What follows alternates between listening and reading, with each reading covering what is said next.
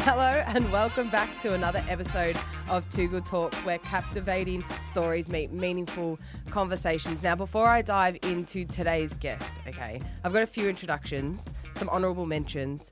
I need to mention the team here at TGI Wildcard for producing. Lucas, behind the camera, we're looking at you. We see you. We thank you.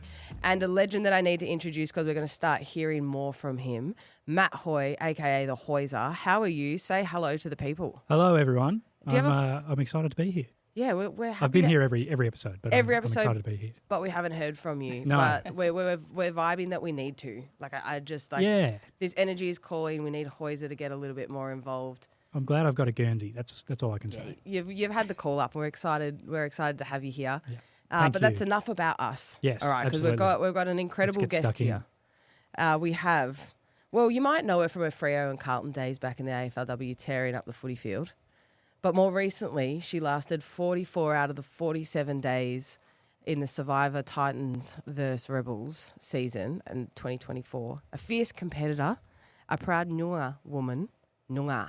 Yeah, Noongar. Yeah, Noongar woman. No more introductions. We've got to welcome Kirby Bentley to the podcast today. Hey, Kirbs, how are you? Good, Bonnie. It's good to be here. I'm excited. It's good to have you. It's been a long time coming. Yeah, We've been talking about this for a while. I think we always sort of come up with game plans about all these different things, and about time. Like, I feel like, firstly, I was speaking about the podcast for maybe 5 years. So the fact that we're here is the great. length of our friendship. You're legit. So the fact that this is actually happening is fantastic. But it's been a wild 2 years for you, really. You went from assistant coaching in the AFLW to a whirlwind of Survivor. What's been some of the highlights for you?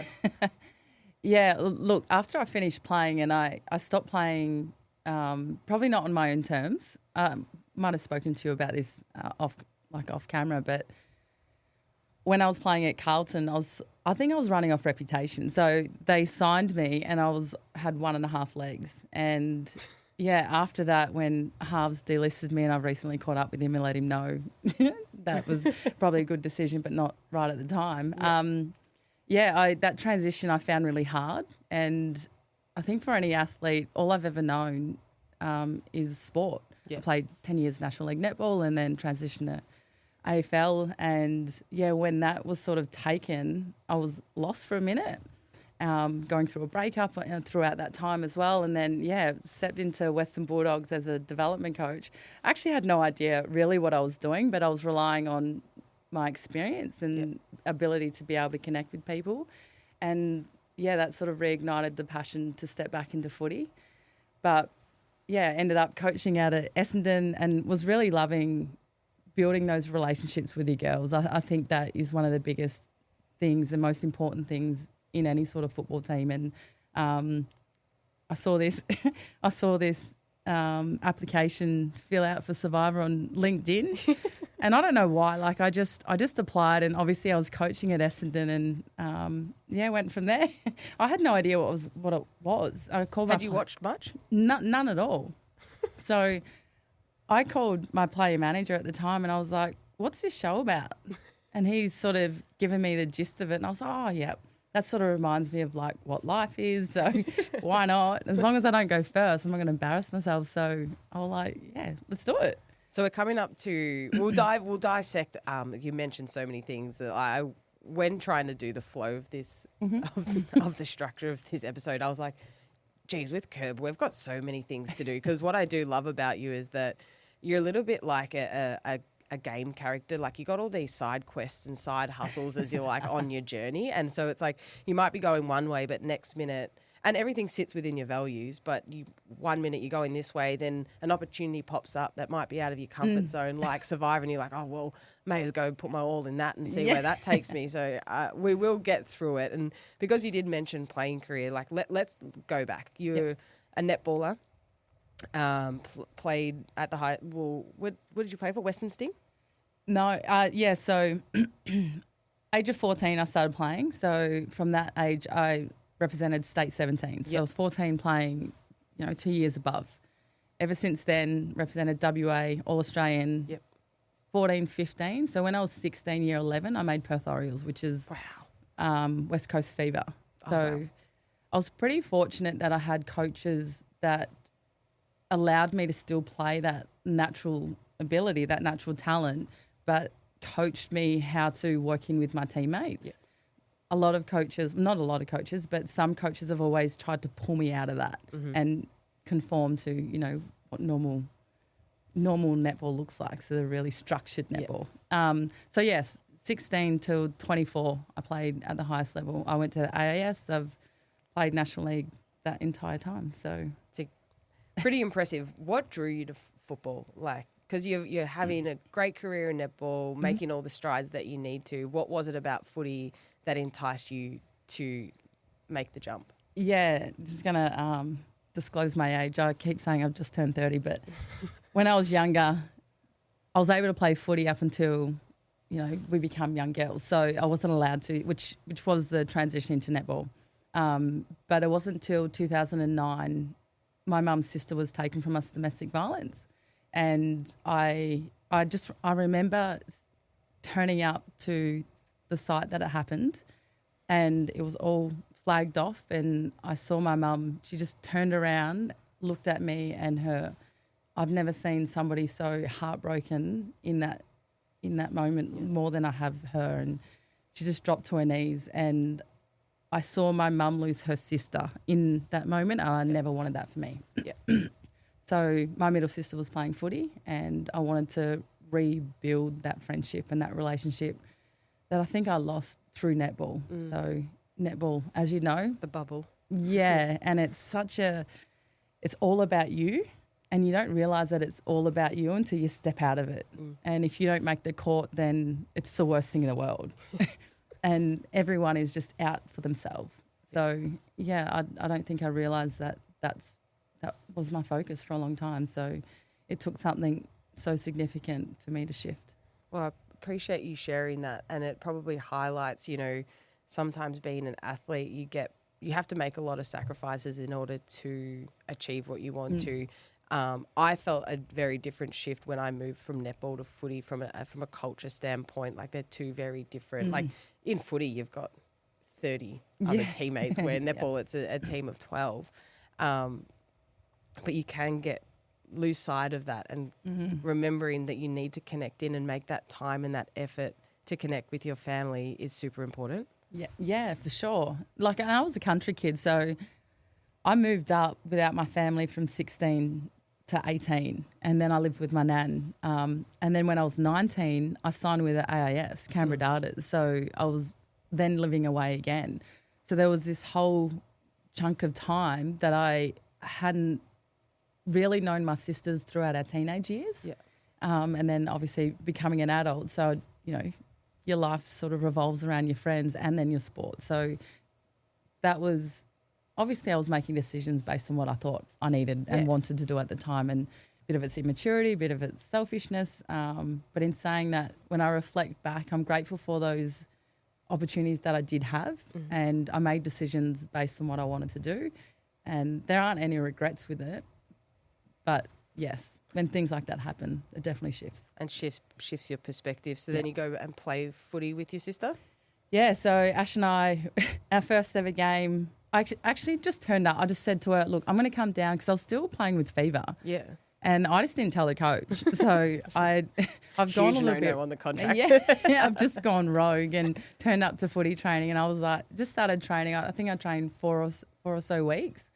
And the coach was like, do you want to play? And I said, I'm not playing. I'm just here to train with my sister. Yeah. And then it got to round one, and he was like, you playing? And I said, I don't think I'm allowed to, but I'll get some boots.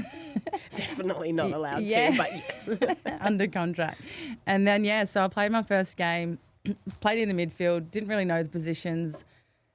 Footy got tapped down, landed straight in my hands, and I laced out, kicked it to my sister leading out from the forward. I thought it was the deadliest kick, and it was, and it was all good, and everything was a blur. End of the game, I was like, where's Ashley? So that first kick, I kicked it, broke her thumb. She went to hospital, and I didn't even know that she wasn't even like around. I was just playing footy. Yeah, I'm still trying to find out where the sweeper stands. You're yelling me sweeper, but what does this mean? What are you talking about? Clean up your mess. But yeah, I played my first game with her, broke her thumb, and then she didn't play until the grand final. So we won a grand final together. But that was my first year. That's an incredible story. So like you to just like be so immersed in the game that he's like didn't even realise your sister idea. was not there. Thumb was sticking out to the left. She and was she still like that was at the best hospital. kick ever. Yeah, I was like laced out. Did you see that? Where is she? How good. That's actually incredible. So from how long did you play? Was this at Swan District? So we played at East Fremantle together. Yep. We won 2 premierships, and then I went to Swan Districts and won another there. So throughout that time, played state and then all Australian stuff, which is where the Melbourne inaugural games sort of come into play. So there was a first ever draft with Melbourne Western Bulldogs. I was draft pick number 7, and just stayed with Melbourne that entire time. And the transitioned into AFLW. Yeah. We'll go into the AFLW bit, but so your first season with East Fremantle, did you just go to fever and were like, yes, I'm done, thanks? Like, or did you balance for a bit? No. I think that transition, and I've never really spoken about this either, but I committed so much time to that game. Training, representation, state, all-Australian, National League. And when that happened, and it was national-wide news, so I would have thought from a sport perspective that you'd get some sort of something like flowers or a card or some sort of, we're really sorry to see and hear what's happened to your family. Mm-hmm. We're here for you if you need. We just didn't get any of that. And I think from that moment, I left it. Yeah. So, yes, I was still training and I was still going through some sort of grief like nothing else. And then there was a support layer to that as, I'm the oldest daughter as well, and my cousins are now living with us. Mum's now got care of them. So me and my 2 sisters were living in another house, wherever. I think I was couch surfing for a year. So, there were big changes. And I think in that moment, I'd left it. Yeah. So and that I don't was think just like the cord that was cut. It was like, okay. Yeah. I don't feel this support here. I don't even think I had an exit meeting. I think I just didn't talk to him again. And the first game of netball I watched was last year. Yep. 2024. And it was only because one of my best friends was coaching an all-Australian Aboriginal team. Yep. There you go. So that was the only reason. Yeah, wow. That's pretty disappointing, really. Like, you don't like leaving situations like that. Like, you dedicate so much time to a sport, to a team, to people. Everything. To have that support not returned is pretty disappointing. Can completely understand why it wasn't until last year you started watching netball again. Yeah, just one game. But then football took over and here we are. So what was the transition like into the exhibition games, drafted to Melbourne? That was one thing, the start of, trailblazing AFLW, and then actually being drafted to Fremantle. Yeah, I love playing footy. I think football is really inclusive in the sense that you don't have to play at the highest level. You can always just go down and anyone and everyone can just, field a team. But then you do have that pathway now with the AFLW coming in. We're in our 10th year, that these girls can play and be the Bonnie Toogoods of, the next generation of footballers. And I think that is really exciting. So when I was playing, I was a bit of a show-off. So if I had the footy in my hand and if I could sell candy, I would. But I love all the candies. Yeah, but it's that creative, being able to be creative and still play in a team and bring your players in with you. Yeah, I love that, and I love the thought of just being challenged as well.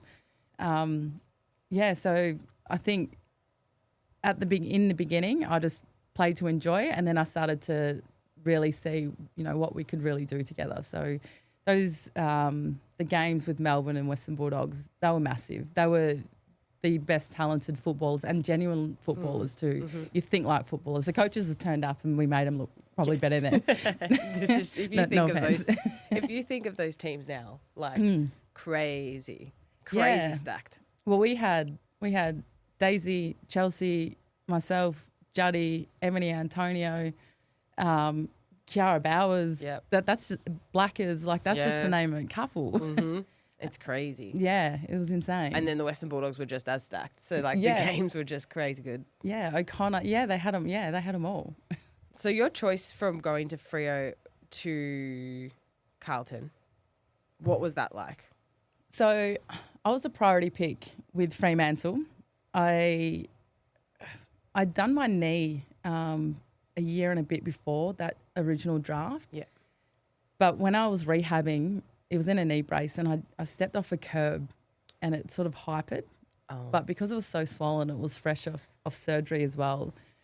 I didn't know if I had done further damage and I just didn't want to ask. I just didn't want to go there. Breathe it into existence. Yeah. No. But I think I had done a little bit of damage. So when I got priority picked for Fremantle, I was on 1.5 legs at that stage. Yeah. But the reputation was sort of kicking in. Yeah. Played that year, went back in for another surgery, and so stayed at Fremantle for that rehab and then got delisted. Yeah. And again, reputation. I filled out a job application. I hate admin. So I filled out this administration role. It was so like a role at the AFL, got the job and then applied for, not applied. I went into the draft for Carlton and they took me on. So I was still running on 1.5 legs. I played 3 games and that was it for me. What's a credit to your reputation, really? Like, that's like you've done, like you've showcased your selling of candy and how you play and how you think about the game. Like, you can sit here and say, yeah, my reputation got me over the line, but it was off the back of a lot of hard work and a lot of talent, really. Well, I think so. And look, me at my peak, I think I would have been disappointed if I'd played not as well, and obviously I was up and about, but yeah, I was probably disappointed more so that I didn't get to finish on my terms and my body gave up. Yeah, that would be so hard. Like, and it comes a time for every athlete where your body's either got to make the decision or your mind's going to make the decision. And you mentioned how difficult it was.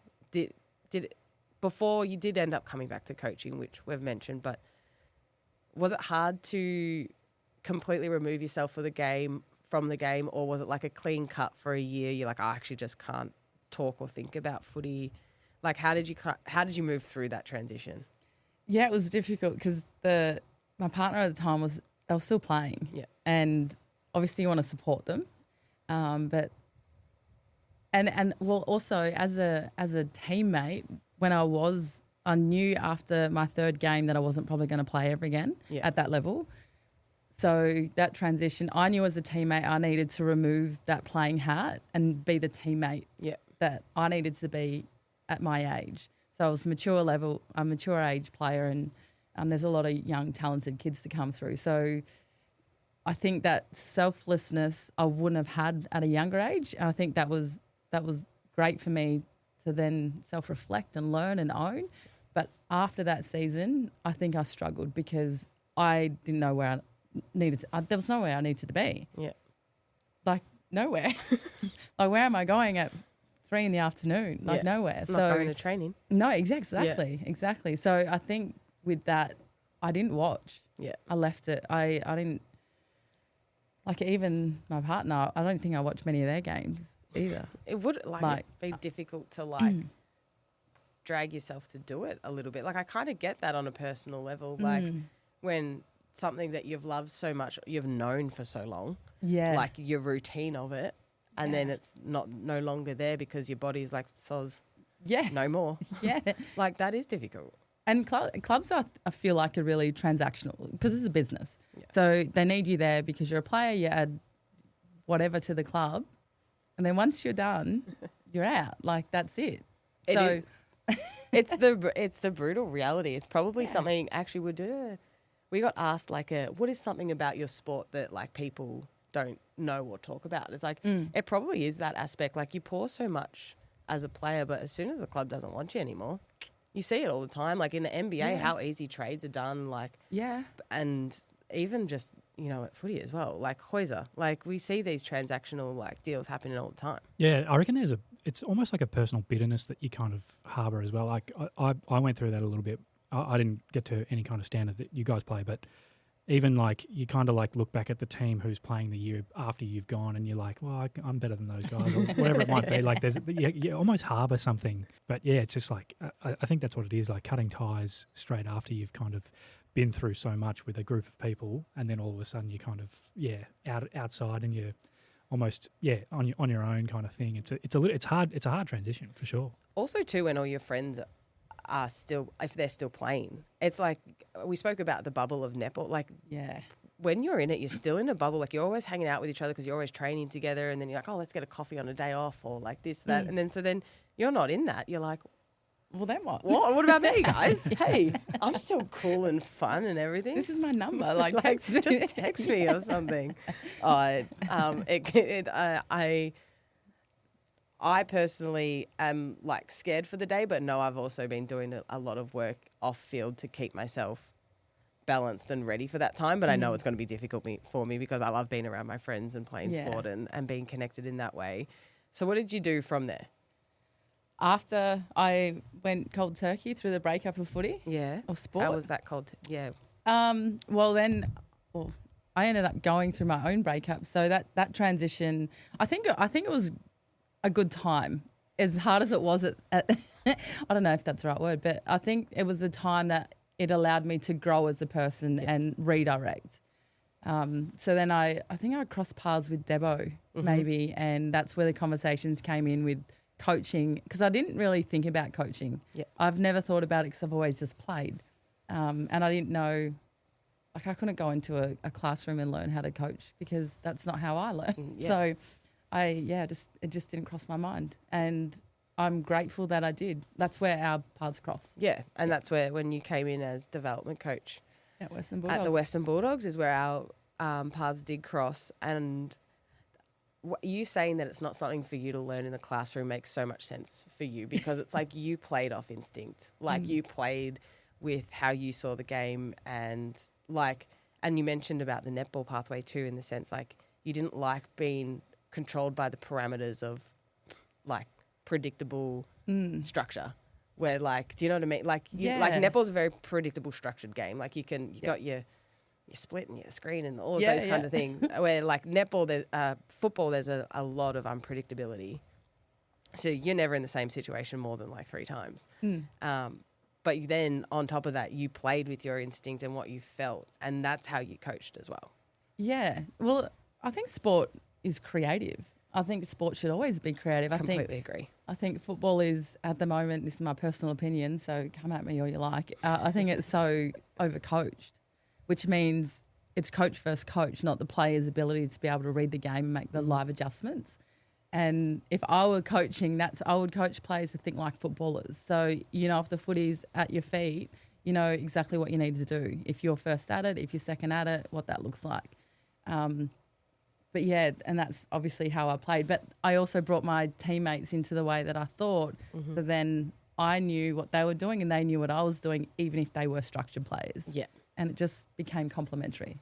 I remember you saying to me early on, you were like, just commentate the game for everybody. You're like, that helps you know what to do, but also your teammates around you, just commentate them. Just be like, yeah, you go in, I'll hold out, and just yapping. Just call the shots. Just call the shots all the time, and if it stuffs up, like you're just like, solves out was me. Yeah. Yeah.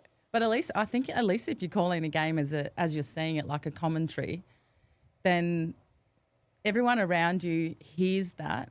But if something doesn't work, you can say, oh, like, was it something that I said? Did you misunderstand this? And then you can actually communicate that without like, oh, let's pull this up and let's walk this through.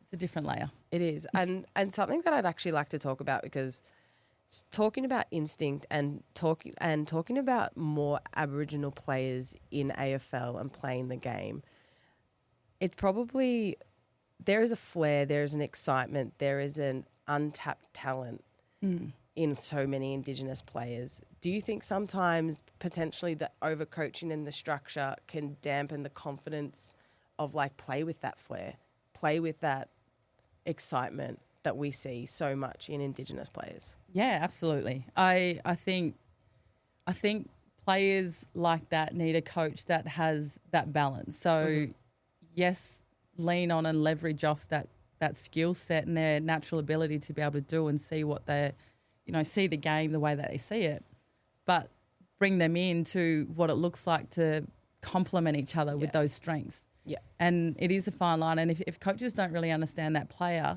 they'll pull them to this side rather than bring them to the middle. Yeah.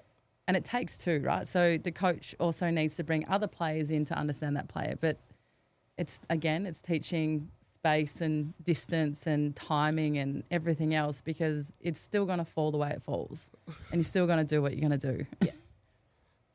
Fascinating coaching. Things that you said then was definitely the way that you went about it, like strengths. Like I felt you were a very strengths-based coach when you were doing it. It's like identify the things that you're really bloody good at, like nail them. Like we can keep tinkering like on the weaknesses or the areas that you need to get better at, but like let's dial in and like let's understand that of your teammates. Like, and I do remember like we had a lot of line meetings where you'd be like, how do people operate? How do people like feedback? Sometimes when you're on the field, you just got to deliver. Like this is your favorite. You got to deliver a message and take the tone out of it. Like hear the message, don't take the tone. Like, and at times I think for female players that can be a little bit difficult. Yeah. But like in the heat of the battle, like we're just got to get that message across. We can circle back later and flesh it out. But in that moment, like sometimes you just got to give the message. I think that's probably the biggest challenge with female athletes sometimes. Maybe netballers are different, I don't know, but to be able to just say it how it is and you just come at me hot, because you're not going to, like, you're puffed out, you've just worked your ass off to get the last footy and it's a turnover. You're not going to be like, hey, Bon, by the way, like you can't, that's not reality. No. You'd be like, I need this from you. I'm like, shit, sorry. Yeah, I'm back. Yeah, done. It's not personal. Yeah. Because we just don't have the time to have a coffee. No, and like football's also a passionate game. Like it is hard not to play the game with passion. Yeah. And you like see this all the time on TV, like how much emotion goes into a game of footy. And like sometimes there's a mistake. It's just like sometimes it just tick you off. Yeah. And 100%. you're just like, next time I need you to get your body over it so that doesn't happen. Yeah. Because sometimes we're up and about and our teammates are up and about, but sometimes we're not. Or we might have an off game, but your expectation as a teammate is to be told what is needed from you, right? Yeah. You just take it as it is. Yeah, absolutely. You have to, particularly at the higher levels. Like the game is so hard in itself. Like you need to be able to just take something and run. And what I love about the competition is that now that coaches are more direct. Like coaches are giving harder feedback, more straight up feedback rather than fluffing around and being like, good job, well done, you know? Yeah, so which is what the competition needs, which is great. Well, from your perspective, Hoyes, from a male perspective, I think that's interesting because I feel like this is something that does get spoken about. Like, it feels like men can be pretty straight up easier or pretty direct easier without then maybe having a follow up. Yeah, it's pretty. I mean, it kind of depends on who you're talking to or who you're getting the message from. Yeah. Like I found growing up, it was a lot easier to kind of be the voice of reason rather than the aggressive voice or the kind of safe voice, if that makes sense. But it really just depends on well, I found it as if I know someone can take a bit of a bake, then I'll give the bake. But if it's someone, you know, it might be someone first kind of year or early days kind of thing, that you kind of have to kind of carry them through it. Yeah. Or it might be that kind of situation where you just say something in the moment and then go back to it at quarter time or half time or after the game, or even if it's at training, like you go through it at a later point so that you can both get your say through. Because I think that builds the trust to then, if you do need to communicate in a short, sharp way in the future, then you have that trust already, because it's not, I'm not yelling at you because I don't like you. I'm yelling at you because I need more from you, or you need more from me, or whatever it might be. But I don't think it would be too different from a gender side of things at all. Yeah, pretty universal in that. Yeah. And I think like it comes down to a lot of leadership traits as well of yeah, definitely knowing your teammates, and that comes down to something that you're really good at is connecting with people, Curbs. Like you like to get to know people, where they've come from, who they are, what drives them, And that's the same. Like, you need to know that of your teammates in order to, firstly, put your body on the line for them, and secondly, be able to like have pretty direct communication when needed in high pressured moments. That's a strength that obviously that you have. If it's not obvious, that's the strength that you have. Thank you. And I think you do it well. And you've both said it. It's knowing your teammates. So you know your teammates probably better than sometimes they know themselves. And that approach, being able to be direct or be like, hey, come here, let's have a quick chat. Yeah, I think it's really important for growth. Absolutely. Your ability to connect with people, I think, is a segue that I wanted. We need a deep dive into Survivor, surely, because Titans versus Rebels was... I actually don't really watch Survivor until you were on it. Maybe because I just wanted to see how you went. Yeah. But I was hooked. What was that experience? It's got to be, like? sorry, I'll jump in. Yeah. Survivor's got to be the best reality show out of all of them. Yeah. Like, you got your maths and your 100. Love Islands and Not even like interested in your those. amazing races and stuff. It's Survivor's got to be the number one. It's the primo show. Absolutely is. You lasted 44 out of the 47 days. 44. I remember when, like, we watched it together and you were like, watch this episode. And I was like, oh, she's going to get voted out. Like, you were prepping me, I think, every Sunday. You prepped me being like, yeah, watch this episode. And I'm like, oh, no, Kirby's out this week. Yeah. And then you get to the 44th day and you've had 15 challenge wins. Like, that's nuts. How did you get into it? Like, yes, you were a LinkedIn ad and you're like, I'm going to just apply. Then how did you prepare for it? Okay, so, yeah, LinkedIn applied. They called and I think I had a phone call first and then I didn't hear from them for weeks. And then they organised a Zoom. And so they're just sitting there just having a chat. And I'm pretty reserved. Like, when I don't know people, I'll sit back and I'm like, who are these two? And they're producers. Like, I'm like, I don't know these people, so I'm not going to open up. Yeah. So that sort of went well, I think. Well, it obviously did, but it went well. And then they're like, oh, just send us a video of yourself. And I was like, absolutely not. I'm no actress. I can't show you my personality. So I just didn't send a video. So I didn't hear from them again for a long time. And then I got a phone call. It was 2 weeks before we were meant to fly out. And they said, all right, you're coming. You're on the Rebels tribe. And I was like, I don't know if I'm a rebel. Like, I've been arrested once. No, I'm joking. No, leave that for too good to be true. I said, all right, cool. And they're like, you need magenta colours, you need 9 items, and you're leaving in 2 weeks. I was like, okay. And then you need to do all your medicals. So all that lead up. They didn't give you much time. None at all. But I did it. But I went. So then we land. We get to we travel in groups of 4. Obviously, we're all new, so we don't know anyone. We land at Brisbane Airport and we've got a chauffeur. Yep. So we are told, put your head down, don't look around, and give me your phone. So the phone was handed over. Yep. And from that moment, I was silent. Like, we're not allowed to talk to anyone. When I sat on the plane, somebody's like asked, what am I going to Samoa for? I just looked at them and I was like, like, I'm not allowed. I don't know if you're a producer, if you're just trying to stitch me up. I'm not getting in trouble for anyone. So I just didn't talk. I just shrugged my shoulders and just like looked away. Could you imagine that person just being like, weirdo? do you need help? Like, blink twice if you need help. Use your symbols. Okay, so you get... The walls go up straight away. Like, you're like... Is this because you can't do any pre-planning? Yeah, you're not allowed to connect with people because we're all new and it's like heavily now playing the game. It's heavily relied on your relationships and your ability to be able to go, I trust this person. I saw them on the plane, but I didn't see any of them. And yeah, we just weren't allowed to talk. So, and then that first week is prep for all the media stuff. Yeah. So all your shoots and everything else. So we're out in the boats. Do you remember? We weren't allowed to talk. So we're out there pretending like we had already been playing, like waving around. We didn't hear each other's voices until the very first conversation with JLP. We didn't know each other's names. We knew nothing about anything. When did the cameras come into it? Were there cameras on the plane or is it? No. So the cameras were all only what you've seen on TV. Yeah. Yeah. So any time there weren't any cameras, we weren't allowed to speak. Are you allowed to be saying this kind of stuff? Yeah. Cool. Why not? Haven't signed anything. Probably have. Yes. Maybe for the upcoming season, more tight-lipped. That's crazy. Well, if I want to play again, maybe. I don't know. No, well, yeah. You just. I think they want you to play again.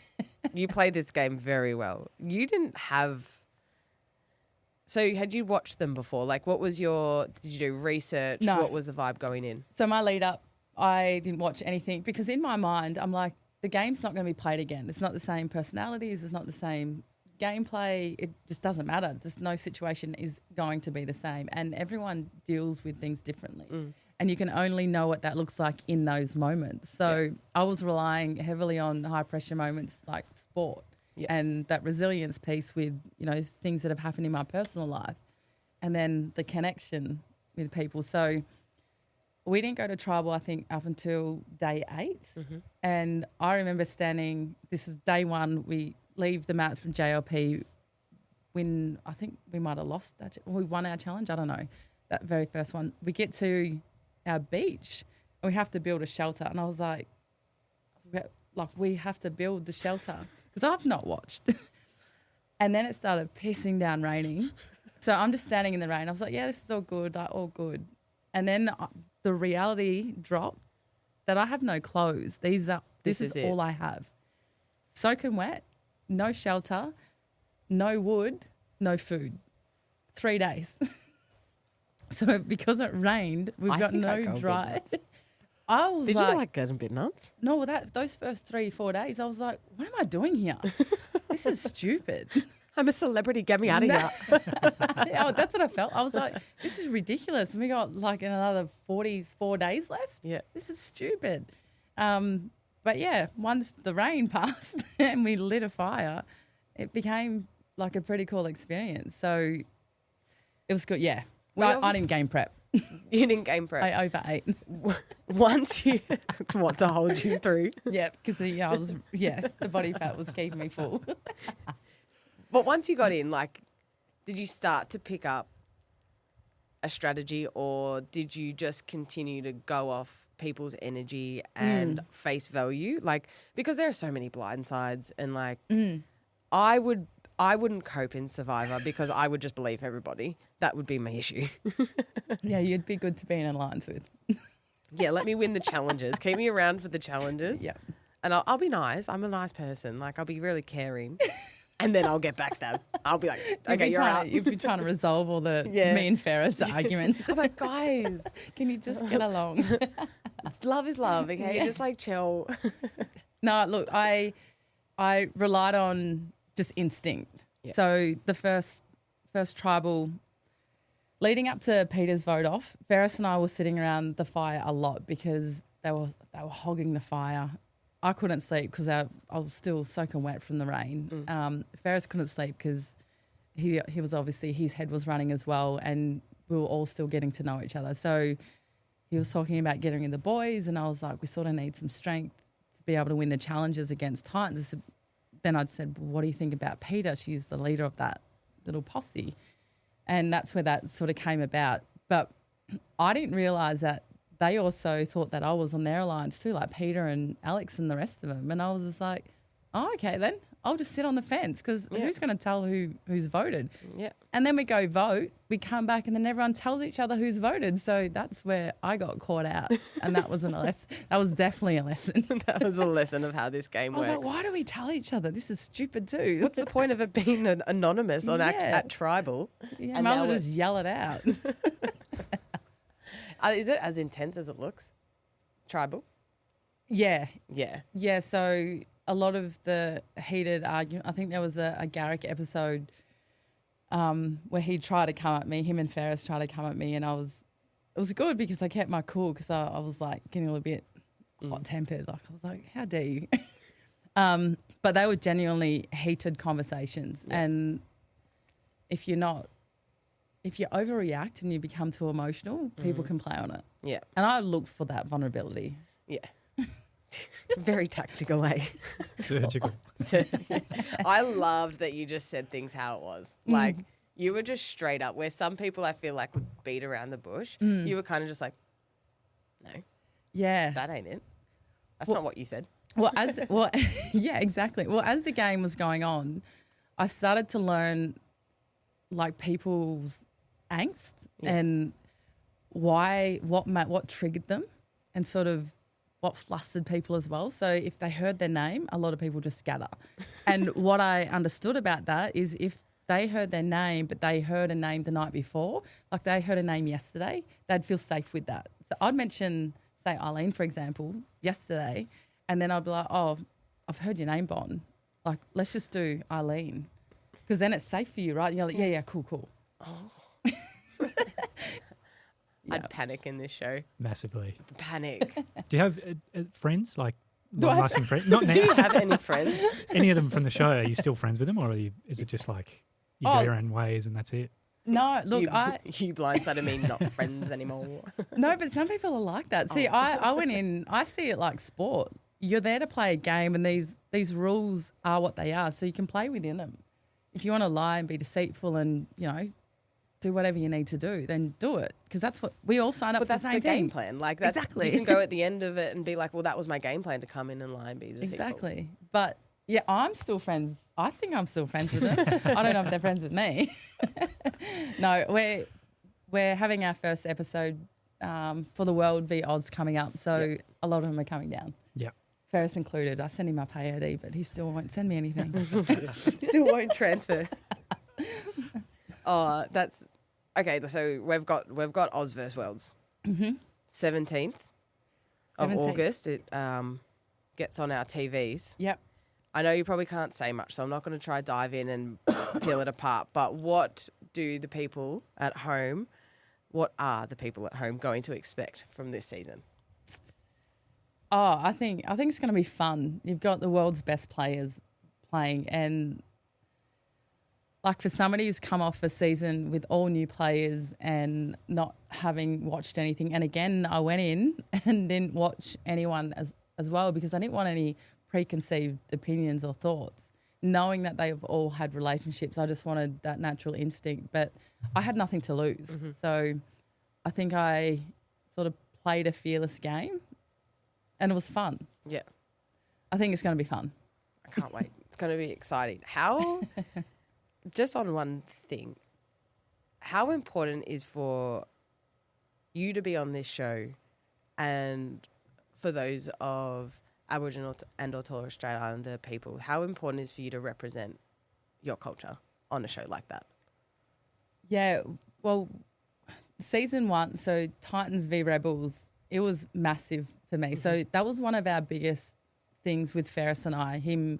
His background as an Arab man, and obviously myself being an Aboriginal woman, the first thing he and I spoke about, and we spoke about it at length. We've got days on end and throughout the whole night. So who we are as people in society, what that looks like, and our challenges are really relatable. And as much as they're very different, that connection piece was crucial to sort of our gameplay, which is why we were able to go in and out of working with each other, because we had this ultimate respect for each other and our cultures and our religions and I guess our understandings of what that looks like. And being an Aboriginal woman in Australia, it's really important that I can be seen as a role model as such, but sort of show Australia who we are more than just an athlete or a sports person, that we are fun and funny and resilient and smart and cheeky and all of those things, because that's who we are. Yeah. And you know, when we know each other, absolutely. Yeah, so we get that. And to go in the world and to represent Australia but represent my people, I loved it. I thought, it's a pretty cool experience. That's so special, and you should be like, I'm so proud of you, and like I know you're proud of yourself, because it's so important that representation is done authentically, and you are the most authentic. You do things as yourself, show up as yourself all the time. It's not just like every now and then. It's like, no, I'm Kirby and I'm here and this is who I am. Cheeky and all of those kinds of things. So Australia is certainly proud. Your friends and your family are very proud of you, and particularly your people and your culture for sure. So can't wait for the upcoming season. Oh, yeah, it's going to be fun. For the best reality show. August. In the world. August of all time. quoted by Hoyser and a lot of people actually here. Definitely. Yeah. Definitely. Yeah, I'd agree. We'll go into Too Good to Be True, I think, because Why not? why not, honestly, because it's my favourite. So do you have how we want to roll this is that you'll tell me like a sentence of a story or like a part of a story. Like it might be like just an outrageous line. And then from there, we'll dive into it. I'll ask some questions to figure out if this is a truth or if it's a lie. Ah, okay. Yours is good, Bon. Do you want to go first? Set the mood. Yeah. I can. Or yeah. give me an example of No. something. I'll do mine. Just give me a moment to do this. It's in the rundown. Yeah, I'm looking at it right now. Who's going to vote who off now? All right. Survivor Too Good series. Yeah. Survivor Too Good series and Bonnie will lose. Anyways, okay. So this is my sentence that I'll give you. So to pump up my teammates before games, I tend to leverage ancient philosophies to the way you looked at me, you know this is not true. Yeah. Straight away, I was like, ancient. I can't Bon, even. read the prompt. I just saw that straight away. Kirby knows me too well to know that that's not something I would do. Why would you go ancient? You could have just. I don't know. No, we're trying this thing where Hoyser might give me a too good to be true and I've got to sell it. Yeah. But I read that and I was like, as soon as you went, I'll show you that. As soon as Kirby Yeah. went, I was like, she knows this is fake. I just frowned. I was like, come on now. Okay, Ancient? Ancient? Funny, you don't know. Okay, that's the kind of vibe Okay. that we're going for. So do you have stories coming out your ears? When I was younger, I put like a rug and a pillow into this yellow bag. Mm-hmm. And it was, I just put a rug and a pillow into the yellow bag and I walked out of the house. A rug and a pillow in a yellow bag and walked out of the house. Was this because you were running away? I was trying to, yes. What initiated this runaway? I don't think that I was allowed to have 50 cents to go get some frogs from the shop. Oh, those were the days when frogs were 50 cents. Eh? I could have got 100 of them. Yeah. Okay, so you cracked it Yep. because you'd hit your lolly quota and you couldn't have the 50 cents. Mm. From there, you packed the yellow plastic bag with your rug and your pillow. Where were you going? I don't know. I think I was going to my auntie's house. Yeah. And the bag wasn't plastic. It was just a bag. How far did you get? I walked down to the back of the yard and climbed up a tree Mhm. and just waited for Mum to notice that I was gone. Did you carry the stuff up the tree? Yeah, I Yep. did. Yeah, I'm resilient like that. I'm strong like that. I think there's a lot of detail that would suggest it's true. I'm just getting true energy because like I just feel like you cracking it over some lollies is just like on brand. Maybe. I think it's true. It was in the afternoon. It was like 4 or 5 in the afternoon. It was daylight still. Was that the only two things that you could think of? The pillow and the you didn't think to pack clothes, or how old were you? I think I was about maybe 8 or 9. Okay. That's actually decent. We've all done that at 8 and 9. Mm. Yeah. Yeah. You'll never see this face again. You'll never. Bacon is good for me. I love that. True. I'm saying true. Lock it in. I'm happy with that. I'm happy with truth. It's true. It is true. And Yeah. it's daylight. Mum's in the kitchen. I had these little pull-out glass panels, so I pulled them out and climbed out. I could just walked out the back door, and I went and So sat you up had the to tree. sneak out. Yeah, because I was being dramatic. And then I went and sat up the tree. It was probably half an hour. I got hungry and just went back inside and said, "Do you miss me?" And she was like, "Where'd you go?" I was just even more annoyed. I was so annoyed. Didn't even know I left. What? Why is So that you The didn't get- light of your Didn't get in life. trouble or anything. No, she thought I was out on the trampoline. It was daylight. You only gave her half an hour too. I just got home from school and I was sulking. Sitting there being like 29 minutes. Is As an 8-year-old though, 30 minutes is a long time. long time. Yeah. Especially when you're in a mood. Sulking. particularly when hard you out. haven't got your red little frog. Yeah, she could have looked out the window and just saw me just waddling down the driveway. Jesus. No, that's a good one. Well done. We got it right. True. True. You cracking it. Let's move to one of your side quests, but a big quest for you is your new renewable energy company that you have.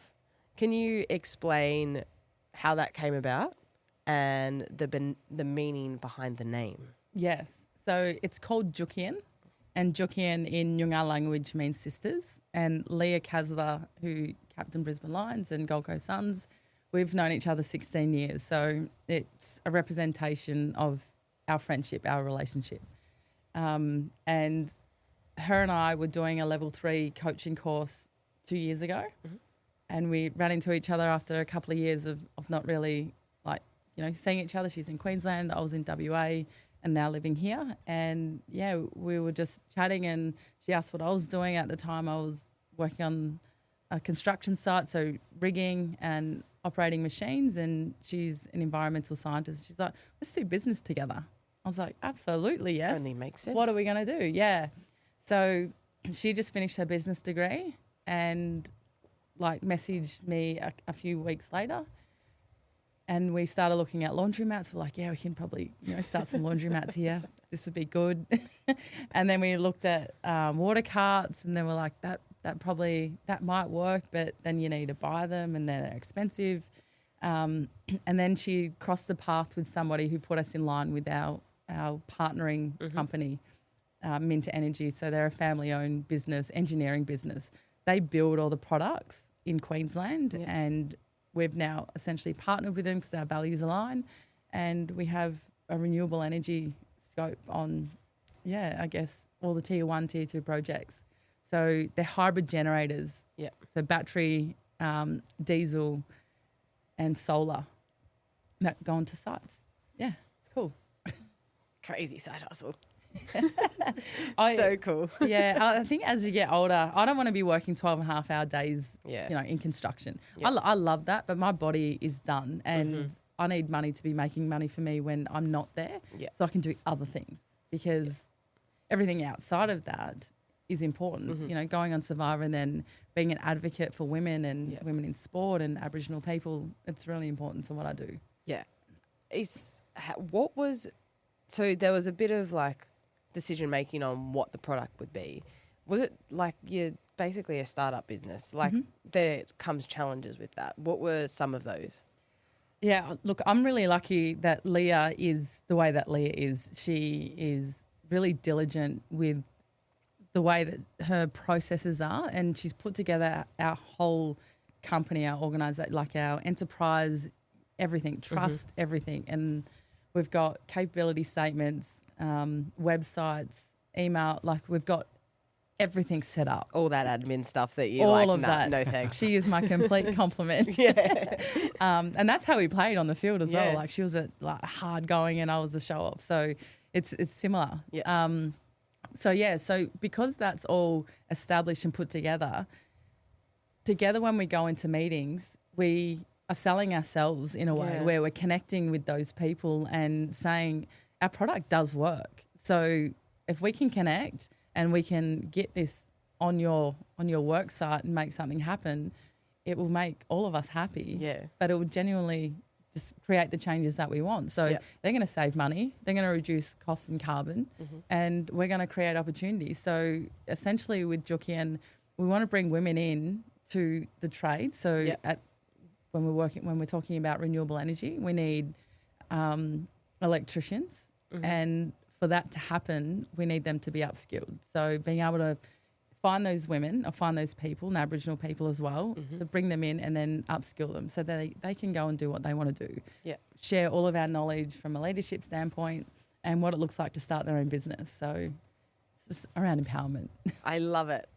I genuinely we've had these conversations before, being an Aboriginal woman has its hardships as well. It's a minority that is battling at times. So what you're doing, and we've had conversations at length. Yeah. If we were on the Survivor Island, we would probably be still there talking about it. Yes, probably. So that empowerment that you're putting not only in women but Aboriginal women and Aboriginal people, you can hear it in your voice and in the passion you speak about it, how important it is. Like that's fantastic. Yeah, look, and I think you said it earlier on, everything that I do aligns with all of my values and, you know, who I am. I think you need to be your authentic self. I think that if you stay true to that, then everything will sort of fall into place and you can decide what works for you and what doesn't. Mm-hmm. And everything from football, netball to football to Survivor has allowed me to have this opportunity and to be able to be in front of people, knowing that we're partnered with somebody who is not only successful but is just like us, who want the best for each other and ourselves. I think it's a really important piece. But knowing when to cut those ties is something as that you need to equally as important. 100%, really. yeah. Everything like happens for a reason is just like so clear in like the decisions and the side hustles that you have made is like you go off that instinct. It's like this feels like the right thing. It works in line with my values and my purpose. Yeah. Like I'm gonna go and put 100% in this and Yeah. see where it takes me to empower and inspire other people and make them also be doing well in what they want to be doing. Like it's pretty important stuff and you can hear it how it drives you. Yeah. Yeah, I was going to say, I remember I think it was last year, you spoke, we were doing some work with the Stars Foundation at Carlton, and you spoke and we were doing some behind-the-scenes stuff, and I was actually lucky enough to be in that presentation that you gave, and I was just so blown away by how usually a lot of those kind of presentations, it's very much like you can do this, you can do that, it's all up to you, but you put it on the people that you were talking to, all the young girls that you were talking to. It was more, you were kind of saying like, it's not going to be about me. It's not going to be about the person that gives you the opportunity. It's about you taking the opportunity and you kind of put it back on them to step up in a way. And I found that so powerful. Just from my little perspective from the back of the room, I was like, this is, even though you weren't even addressing it to, you know, I'm a 30-year-old white male and you were talking to a bunch of 15-year-old Indigenous women, I just found it so impressive that you were able to kind of, you had them in the palm of your hand, but also you were telling them life lessons and you were inspiring them.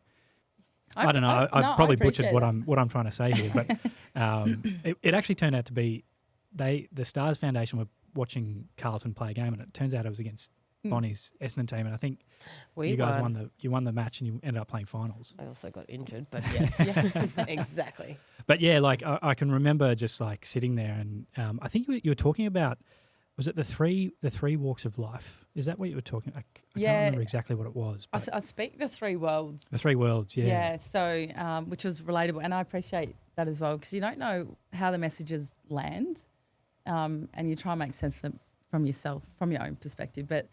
Speaking in three worlds, so there's obviously who I am, my culture, the Aboriginal side of it. There's the sports world where I can walk in sort of both and still feel comfortable and safe in both. And then there's a corporate white world, and that's where we live and own. So I was trying to relate that back to their school or their workplace, which is relatable to a lot of Aboriginal people and Torres Strait Islander people in any circumstance because that's just reality. But if you don't play sport, there are those two worlds and it can be conflicting because you want to stay true to who you are, but you also need to be in this space. And what I've learned is if I can make people feel safe in this space, and which is maybe a part of the way that I played Survivor, if I can make them feel safe in this space and I'm not intimidating or threatening to what they're trying to do, then they'll bring me in and then we can walk together. Yeah. So, and it does sound a little bit manipulative, but it's strategic because it needs to be. And if our young girls can understand that and know that they still need to work, the opportunities will be there, but we do what we need to do to make sure that we can move forward. That's a different conversation as well. So, you know, there's laziness. People can be lazy and complacent for sure. But yeah, in a nutshell, that's what that conversation was. That's just like a mic drop moment there right now. Yeah. It's, and as I said, we've gone at length with like these conversations and how important it is to particularly teach the next generation all of those important lessons of how to walk through different areas of your life and be able to take those opportunities fully. One thing that I think you do really well is you do that through your art, and you're able to celebrate and express your culture through creativity, not just on the footy field, but also with a paintbrush or with an iPad pen. Yeah. You do a bit of work with Aboriginal art and with the corporate landscape and bringing those two worlds together. How do you do that?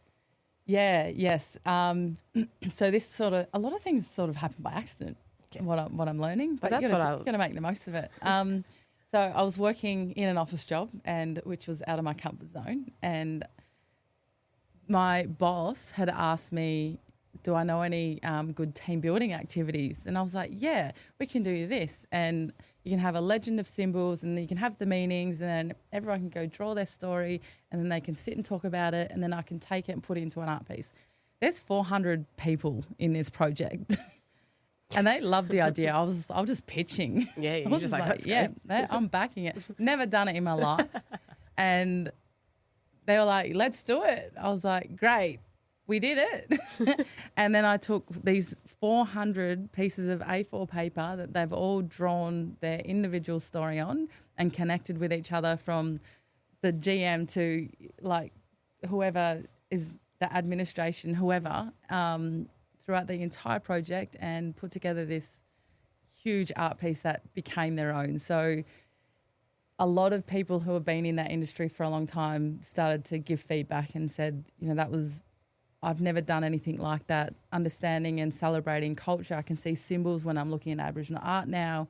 I've connected with employees that I've worked with for over 12 years in a different way, and I didn't know this about them, but to know that through this activity has just changed the way that we've worked together. So it is a really powerful thing, and I think I mentioned it earlier in this podcast, we've got something to celebrate. Like Aboriginal culture and Torres Strait Islander culture and our people are something to celebrate, because we are so embracing, come to us and let's look after each other. So that's sort of and that's sort of my way of walking together. That is so true about the culture too. I went up to Tiwi at the start of last year, and we were we just played like a VFLW game in preparation for playing Indigenous round Richmond v Essendon up in Darwin, which is round 3 this year. Excited for it.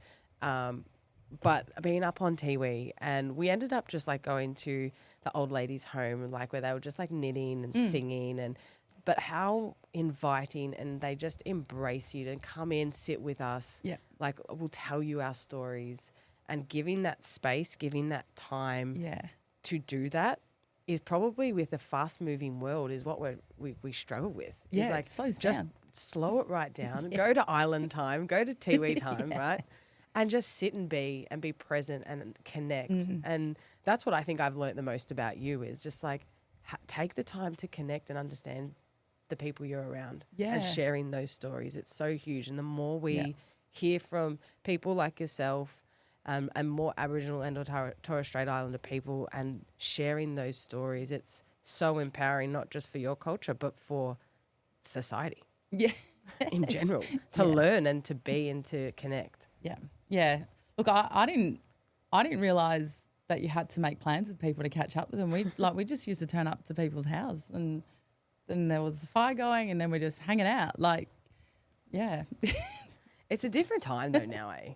Like, yeah, for sure. Like, you don't just drop in and have a cup of tea. Like, oh, I'm just going to knock on the door and hope they're home like that. No. I try. We've got a little unit now that lives in the same area somewhat near the club. And I'm just like, I'm going to just like drop in.